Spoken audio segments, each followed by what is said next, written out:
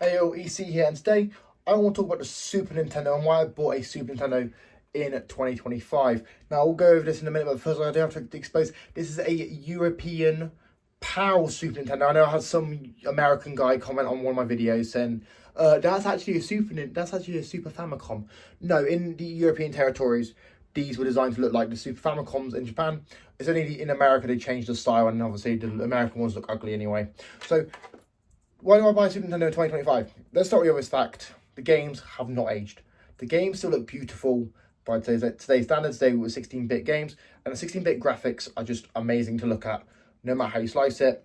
You have obviously games like A Link to the Past, and you have games like Super Mario World, which just look impressive still, and they're still amazing, especially for the time that they were created, and they just look and play amazing still.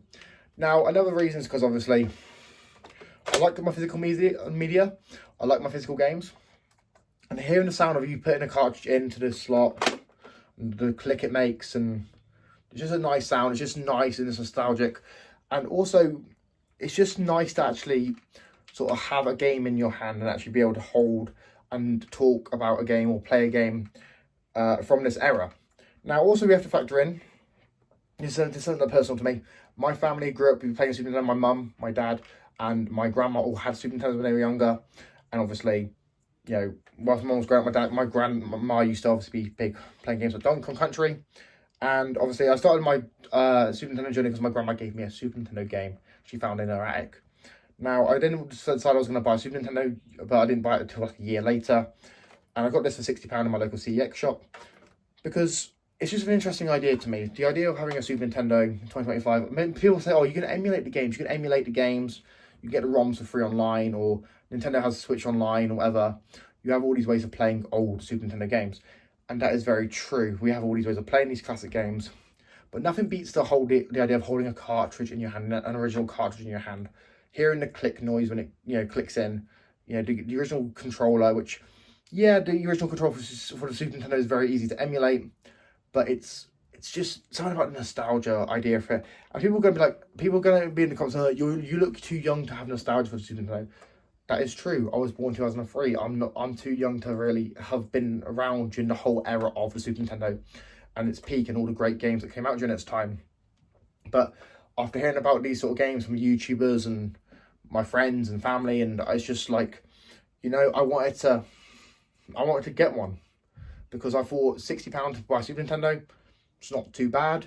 Plus I already had a game for it, and obviously now I've already got quite a few. I've got 6 Super Nintendo games already, including Unirally and Mario All Stars, which is obviously remakes of the original Mario Bros games on the NES. I just wanted to check it out. I wanted to get one. I like the look of it as well. The look of it is very nice. You put it in the background of a video, and it wouldn't look out of place. And like I said, having the physical cartridges and stuff, and also the fact that some of these games on this system won't be re-released on modern hardware due to legal reasons like licensing or copyright, because obviously they could be licensed games based on popular kids' TV shows or movies at the time, and obviously those rights would have obviously long expired till the time they obviously come out. And obviously by today's standards, obviously, a lot of the games, it's the nostalgia of it, and also the idea that it's a simpler time. Games nowadays, they always try and sell you more products. They try and sell you DLCs, they try and sell you online subscriptions, they try and sell you microtransactions.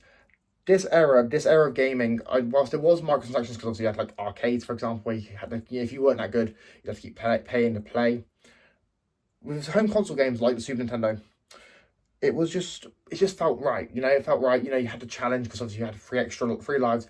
You could actually save the games as well, which was good.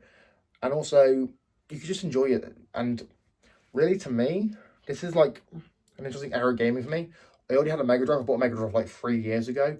But this was like the big deal to me, having to get a Super Nintendo, because I felt like, not only does my family have history with this console, not only have I played some of the games on Switch Online and I know that these games are good and I know I like them, but also it gives me the opportunity to explore the Super Nintendo library and what I missed out on and what was like before my time, and games that I never got to appreciate really because they've even not been released. They're in development. Well, I say development, then like licensing hell, because obviously the publisher or developer's gone bankrupt and another company's bought their library and won't release it due to copyright issues or whatever. And really, to me, It's a big deal. And also the fact that there's a Super Game Boy adapter, which you can get the Super Game Boy adapter and play original Game Boy games on Super Nintendo and play them in colour, which is obviously a big deal, playing them in colour on TV. I know Pokemon Yellow, for example, I believe, was the game that took a huge advantage of it, because obviously that was a colour version of Pokemon on the home console, but obviously you had to have the Game Boy cartridge to play it, and Super Game Boy. I don't know, it just feels like to me the Game Boy, not Game Boy, the Super Nintendo has a lot of love for it, and it feels like Super Nintendo has a lot of reasons to really own it, even all these years later. Remember, I'm 12 years younger than the Super Nintendo, which means this thing would have been nearly a teenager by the time I was born, and it's nice to actually finally get to have one and feel one in my hands and realise this is what gaming was.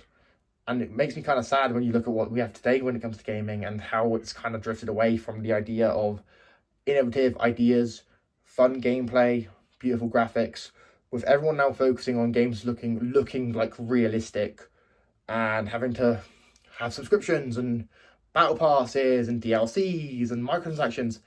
It's just nice to go back to this sort of era where you could just play a game and experience the full game. Whether it was good, whether it was bad, you could just enjoy it, and you wouldn't have to pay extra for the game. You wouldn't have to pay like add-ons for like extra lives or anything like that.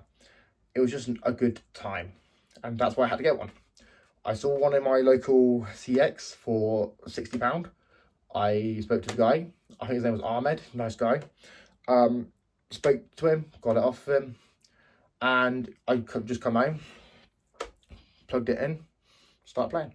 Because obviously my one has obviously AV cable, so I can plug it into my AV TV. So I've got a TV that has AV and HDMI, and it's just nice to sort of feel it. Now I know obviously these games were made sort of like for the era where CRTs were a big thing, so there is that you got to factor in. But why didn't I just emulate it? Because, well, first of all, I'm not a hacker. I can't hack my own systems. I don't know how to hack my own games and my game consoles and stuff to really run these ROMs. I used to have someone else do it for me. She's obviously, me and her no longer talk, so there's that.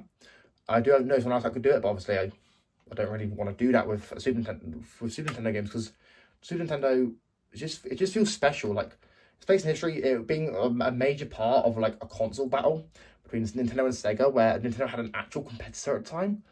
And you know, this is like the era where Mario, in my opinion, really took off when it came to 2D. It was like when he was in his prime for 2D games, and it wasn't like everything being new Super Mario Bros.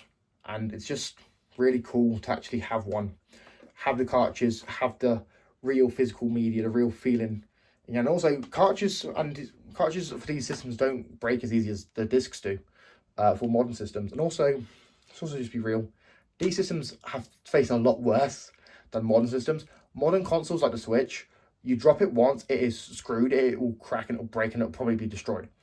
These systems are a lot more durable, were built to last, and these are actually great things to actually have, because not only are they like sort of gaming machines, but they're also nostalgia. People remember them, and they're just iconic. Well, let me know what you guys think. Are you going to buy Super Nintendo in 2025 or 2026? Let me know what you think in the comments. If you need to make sure you subscribe, you like, all that sort of stuff. Let me know if you agree with my decision. Let me know if you think I'm wrong.